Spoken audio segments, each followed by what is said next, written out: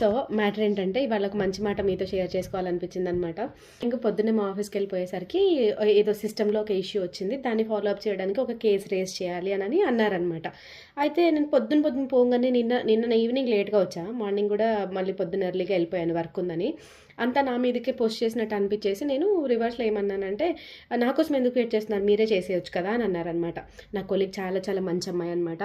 చాలాసేపు వెయిట్ చేసి కృష్ణ నువ్వు ఫ్రీగానే ఉన్నావా అని అడిగి మళ్ళీ చెప్పి, ఇందాక నువ్వు అలా మాట్లాడావు కదా, నువ్వే చేసి ఉండొచ్చు కదా అని చెప్పేసి, నేను చేయలేక కాదు, ఇది నీకు సంబంధించిన టాస్క్ కాబట్టి నువ్వు చేయకపోతే మళ్ళీ నీకు మేనేజర్ వేరే మాట పడతారేమో అని చెప్పేసి వాళ్ళు నేనేం అనకూడదని చెప్పేసి నేను కేసుకి సంబంధించినవన్నీ నీకు తెచ్చి పెట్టాను.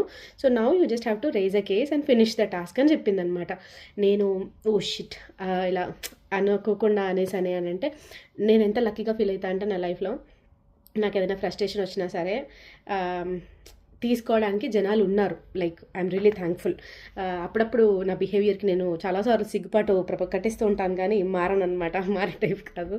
కానీ ఐ రియలీ ఫీల్ లైక్ అలా బిహేవ్ చేసి ఉండకూడదు అని చెప్పేసి. మీకు ఈ విషయం ఎందుకు చెప్తున్నానంటే, మన లైఫ్లో చాలాసార్లు మనం రియలైజ్ కూడా అవ్వము, బ్యాడ్గా బిహేవ్ చేస్తాము కానీ రియలైజ్ కూడా అవ్వము అనమాట. రియలైజ్ అయిన తర్వాత ఎంత బాధపడ్డా కానీ వేస్ట్. సో కొంచెం జాగ్రత్తగా ఉండి జాగ్రత్తగా మాట్లాడుకుంటేనే బెటర్ అని చెప్పేసి నేను కూడా ఈ మధ్య నా మీద నేను ఎక్కువ వర్క్ చేస్తున్నా.